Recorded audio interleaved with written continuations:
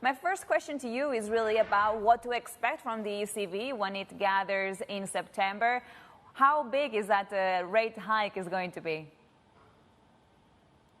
I don't think they're going to go anything beyond 50 basis points simply because the sort of signal that it would send both to bond credit spreads, to credit spreads within the Eurozone, i.e. the Italian, Spanish, etc., spreads over Germany. And secondly, it's also in a position, it's also going to be looking very much at what it calls financing rather than financial conditions, and see that they're already at their tightest levels since the sharp drop we saw at the start of the pandemic, and starting to look like crisis levels back in 2013. So as much as it wants to do something about reining in inflation, it knows that it can't do that much to rein in what, as your graphic just showed, is primarily energy and food price inflation, and B, it really doesn't want to add insult to injury to an economy which is already slowing quite quickly.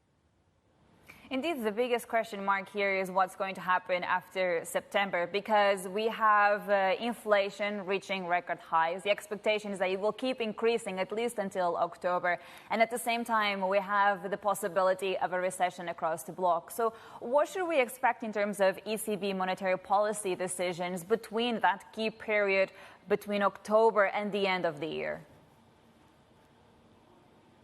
I think they will try and tighten further. They may slow to 25 basis points moves at the two meetings after September.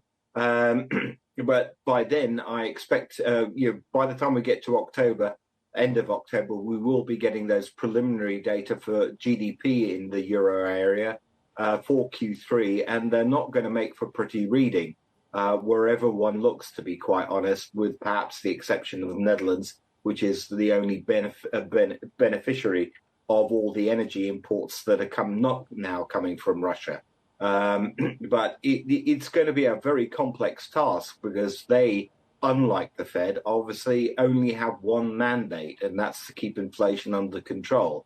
Their problem is, with interest rates, they're not actually going to keep inflation under control.